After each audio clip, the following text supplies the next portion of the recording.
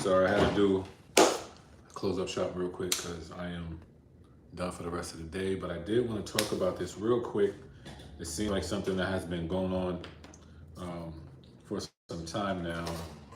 You beginning barbers or just barbers in general always asking that question about zero gapping your clippers or your trimmers, and I think this is more of a beginner question because once you get into it more and more, you'll start to understand that it is preference. But for me, I think as a beginner, I would not zero gap everything, to be honest, because then you're limiting yourself on how everything can turn out when it comes to your fades, because everything at your station should have a purpose.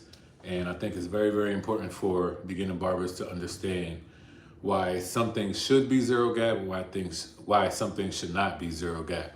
What's up, Joski? So I think what I'm gonna start with is the trimmers. I think that's like probably one of the easiest ones to do. Trimmers, you got lineups, you got the neck, you got the front of the neck, the back of the neck, and you want to make sure that your trimmers are being very efficient in what they do and what you're trying to use them for.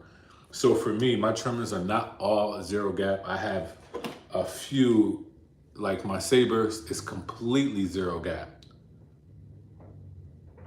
Completely zero gap. And these are, which is surprising because these can be zero gap and they can be used everywhere. So they're an all around trimmer that can be zero gap. Not every trimmer that you zero gap can be an all around trimmer because some will bite and you can make marks and stuff like that. So it's good to understand that as well. I think the best setup is gamma. The blades don't have to be close. Yeah, they don't have to all be zero gap, to be honest. But if you want them zero gap, I think it's always good to have one that's not. Like, have it close but not completely zero gap. Like my FX3s with this chameleon blade, these are not zero gap, but let me tell you, these things still do hit and they give out nice sharp lines, but I can use them all around. Now these are not all around in the point where I'm moving real fast and scrape like that, because this is the thinnest blade on this is the thinnest blade from Babyliss, and you don't want to be moving around going crazy with this blade because you can scratch them. It's not going to completely nick them, but just the sharpness of the steel blade can scratch them. So we got to make sure that we understand these things and knowing how well these blades can work. I think I have two, and this is interesting because when it comes to the GTX, I have two of these. One's completely absolute zero gap, and one's not always zero gap. This one I can use more for sharper lines, and this is more all around. And the reason why I like these is because, and this cutting blade is more in the shape of this, and it can really just cut real smooth with the grain and against the grain. But I have a real in-depth video on my membership, on my, if you subscribe to my membership on YouTube, I have a more in-depth video of that, talking about all the blades and what they do and how well they do it. But this is just mainly just for zero gapping. So when it comes to trimmers, I do have some that are completely zero gap, some that are not zero gapped all the way, because I like to just make sure that I can service everybody that comes into my my shop, because some people have sensitive skin. Not everybody can deal with that sharpness. Like I have some old head clients that they want to feel that sharpness. Like they want to know, like this, I want to make sure it's getting real sharp. But I have some clients that don't like the sharpness and their lines still come out real sharp. So understand that it doesn't have to be all to be zero gap, especially if you're going to be using a razor anyway. It kind of defeats the purpose of trying to do too much with your trimmers, zero gapping, as if like you're not about to go behind that with the razor. The next is the clippers. Clippers definitely do not have to be zero gap. I honestly prefer that you learn how to figure everything out without it being zero gap, meaning that you know how to get that ball line out with your trimmer going this way. I think it's a good habit to learn. If you learn how to get that zero guard out with your trimmers first, and then you go behind that with your clipper, I think that's the best route before you zero gap. Because once you zero gap your clippers and I used to do this. I zero gap my clippers real fast, and I try to get that ball line out. And sometimes I even still struggle not knowing how to get that ball line out. And the problem is that I didn't even go back with the trimmer to get that ball line out because I didn't have the eye to see that, oh, it's still visible or not when I was a beginner. So I think it's best that if you are going to zero gap your clipper, if you only have one, I wouldn't automatically do that just yet. I would set them close and then learn how to use the trimmer, which you put the line in with, you take it out with. But there's also another method that I teach, and I learned myself, that you can use the clipper all the way close to start your ball line. You don't have to use a trimmer to start your ball line. And honestly, this is the most safest way to do it. So learning that is great when it comes to the ball line. Now, once you do zero gap your clipper or one of your clippers, you will understand that, oh, okay, not only can I start this zero gap this way, but you can really just go straight into the shaver and not use this at all. But I think that's when you truly learn how, when you really truly have an eye for that, and your processing foundational system of fading. I wouldn't jump straight into that because you can mess a lot of haircuts up real fast and you're going to get frustrated. But if I was you, always have a clipper that's completely closed, zero gap, and one that's somewhat, like, let's say, I like the click lever just for this demonstration. Like, for me, this is my completely zero gap. But if you get a clipper starting out and it's just that much of a gap, that is fine. Learn how to fade like that and use the trimmer to flick it out. I guarantee you'll learn the fading process a lot faster because you're not taking the easy way out. That's the best way. That's the best way I could put it. And also, when it comes to some clients that want, let me get a blade open, right? Once you get a blade open, client that wants a fade that's not completely zero gap, that's not completely bald, it's best to have a clipper that's not always zero gap, because what if they want it to be just a little bit more darker than it being completely zero gap? Now, companies did get a lot smarter bringing out stretch brackets because you can still have that length. But I think that blade open, if you have it completely zero gap at the time, sometimes it could be too light. And now you might struggle trying to get that, between the blade open and the zero guard, fading that out. To me, it's just best to have both. If you're going to want to zero gap a clipper, make sure you have another clipper that's not all the way zero gap. And I promise you'll find a reason why it's best to have both. Because you're going to have so many different clienteles, you're going to have so many different hair textures, and you're going to realize that, oh, okay, well, when I fade with this one, it does it too light. When I fade with this one, it kind of blends well. Because what if they have a density problem where there's certain areas where they're light and dark? I will use the one that's not completely zero gap because now I know how to work and tweak that. Once it comes down to the bottom of the fade, I can use the one that is zero gap to make sure I get certain lines out if I created lines. I tend not to like to start, with lines or fade with lines, but there are those that do like to do that. But it's best that I have an option of stuff that is completely closed and stuff that's a little bit open. I promise you that matters so much when it comes to fading, and that you will probably see better results a lot faster once you learn the technique of how to use a clipper that's not all the way zero gap and a clipper that is zero gap. But starting off as a beginner, however the blade comes, make sure that it's even, because sometimes companies will give you a lopsided blade. Make sure it's even. I wouldn't completely zero gap it to the point just yet. Start out with that, learn how to fade with that, learn how to use your trimmers with that. And then once you master that, then getting to the zero gapping one of your clippers, because now you're going to learn a different way of how the cut's going to come out.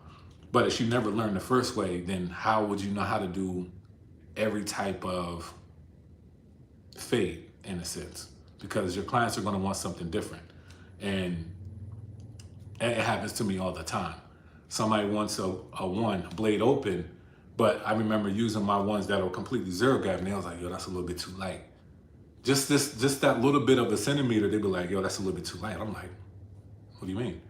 But next time I used it with the one that wasn't zero gap, and they was like, yeah, I like it like that. So just make sure that you are giving your clients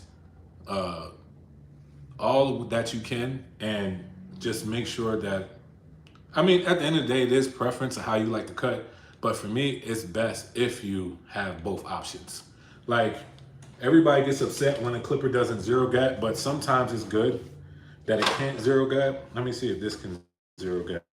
No, this cannot. This Revite, I use this like 5 times.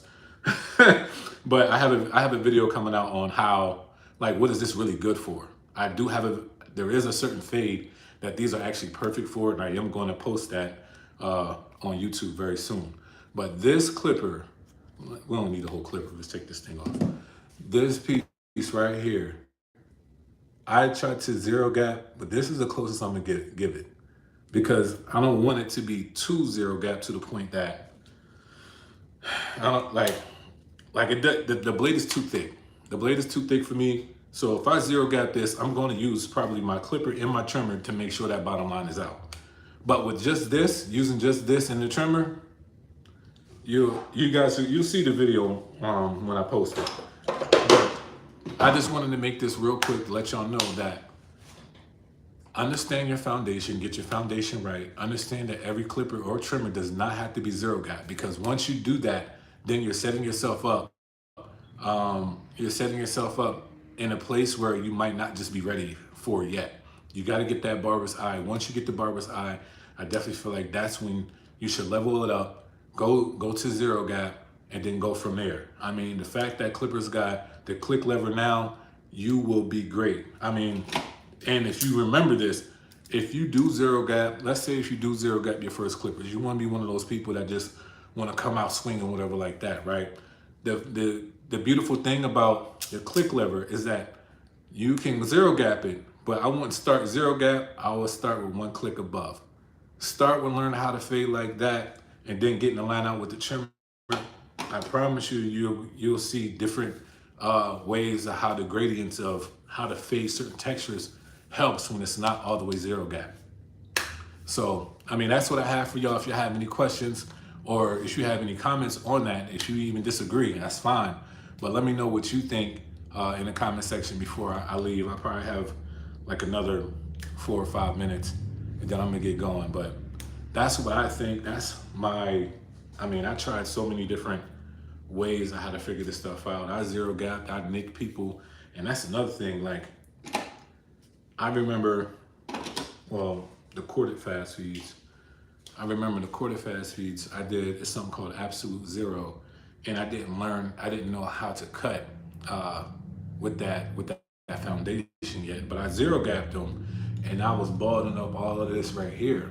Man, I left marks, not realizing how sharp this cutting blade was, and that when you cut the neck, it gets real soft and it bends over the skin, and you can scratch the skin.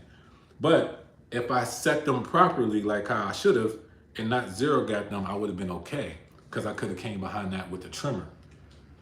So it's stuff like that that we have to make sure that we even understand, and make sure that we're taking the right steps, and make sure that we're getting the right fade out, to be honest. Because not everybody wants a complete overly bald fade. Nobody wants that. That's why I honestly still like the detachables, because if they don't, I know I can use a 0A blade, and yeah, I can still use it, and I don't have to use the one that's so close to bald. And sometimes that's like the best transition, sometimes, when it's just the blade open into like a taper, or a mid fade to a taper. Like, sometimes that's the blurriest blends, or the smoothest transition of blends. Bald is a real strong blend, you know, like bald to dark is a strong blend, but blade open to like a 3, that's a smooth blend. So sometimes you gotta realize what your client wants. Do you still like the cordless fast feeds? I do. I mean, I'm a fast feed person, but I will be lying to you if I say I use my fast feeds all the time. But what I do use is the JRL modification with the fast feed blade and the cutting blade. I do use this one a lot. I definitely feel like with the power this has, the 2 speeds, I don't like it real high because it's too loud, but I do like it when on low speed. So, and I like the power that it has, so I do like this one a lot. I always like Oster's blade setup. They have one of the best blades to me. So yeah, but I don't really use this one as much. But I do bring it out every now and then. I do. I ain't gonna lie to you. Every clipper I have, I bring out every now and then. But yeah. Any other questions before I hop off? I got 2 minutes. As y'all see the clock up there, I got 2 minutes. If y'all don't, I appreciate y'all even hopping on anyway. And hopefully that gives you guys some insight on that question. Because me personally, I don't see the true benefit of having everything 0 gap. But that's just me. Maybe, I don't know.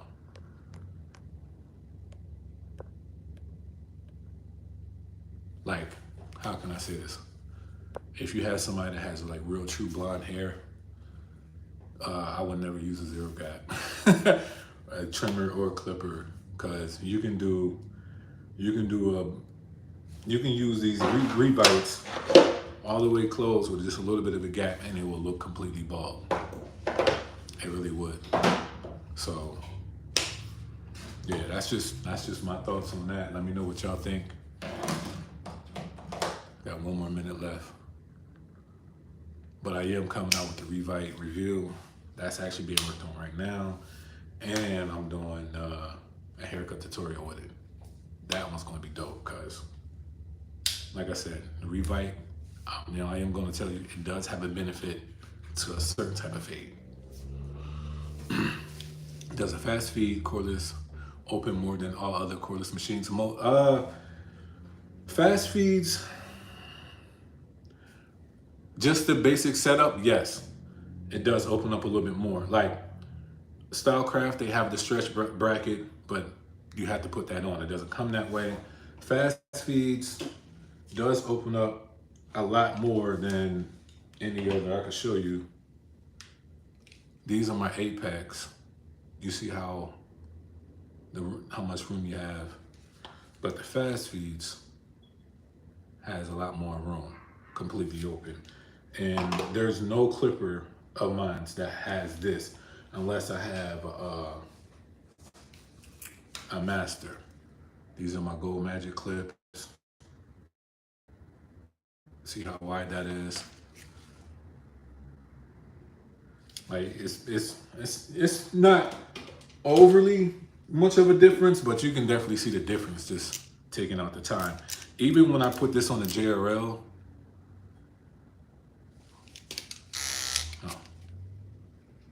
there's somewhat of a difference. I don't know if you can see that, but there's somewhat of a difference. So to me, they do open up a little bit more than anybody else. And I do like that option. And the beautiful thing about it is that, like, I don't know what it is. These are 0 gap. And they still open up a lot more than the Osters. So I was like, they open up a lot more than any other one. So this range that they have, nobody else has. Do you feel the need? Hold on, let me see. The stock Jera opens up like that too, right? I believe so. And here's, well, let me show you this. I found out that this blade works best on this. I talk about that also in my video on my membership page, but this blade works best. Now this does open up, pretty far, but I honestly think that Oster's opens up more than anybody else's right now. Let me see. I thought I see something. Do you feel the need for the zero guard then? When it comes to them, no. And here's the reason why. Well, yes and no. Sometimes you might need a zero guard due to the fact of hair texture. That's just is what it is. But if you have a client's hair that's completely nice and smooth and it lays down well, then no. Because what I mainly do when I use these or my JRLs is that when I'm going up against like this for it to be completely open, and let's say I just use the one guard, I just tilt like this and go up this way to act like it's a zero guard. So nah, I don't. I actually did a video on that where I skipped the zero guard. It's on my YouTube channel already. But you don't need to use it, but depending on hair texture, you might, because somebody might have a 4C, real strong coarse hair, and you can see the difference in between the one and the blade open. Then you might need to use the zero guard to lay it down even more, and then, you know, all of that. So it depends on hair texture when it comes to that one. But it's not that many hair textures that that you have to do that to. What's up, Dez? What's going on, man? Yo, Dez, I gotta show you something. I don't know how far we in, bro, but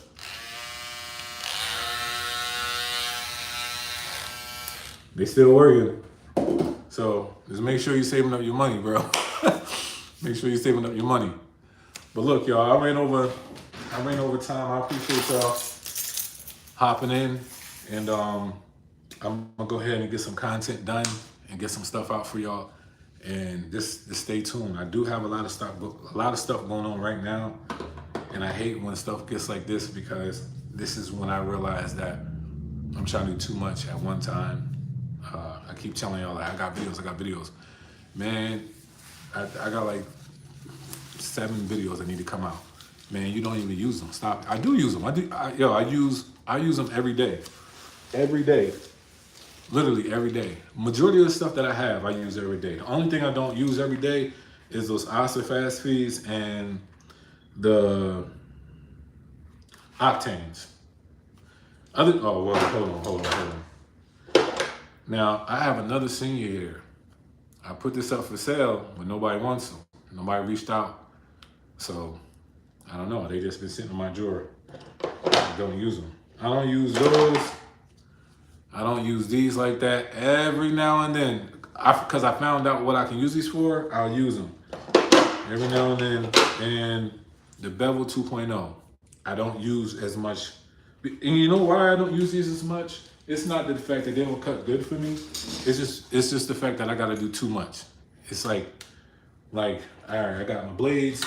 I gotta set up my blade. I gotta make sure I switch them out. Then I gotta do this and then grab the guards and put the guards on the right way. Then I gotta take them off the right, you know, it's too much. But I every now and then, it's rare, but I do use them. But other than that, man, I use everything. Send them to me. What do you mean send them to you? Like, you wanna buy them? Because, I mean, I don't know what you mean by send. But look, Des, we can talk on the message, but I'm gonna get going, y'all. Hurry to get home and gotta finish up a lot of content. So thank y'all for hopping on, and make sure not everything that you have is zero gap. Well, you don't have to make sure, but that's just my preference and my reasons of it. All right, y'all be blessed and y'all have a great day, y'all. Take it easy.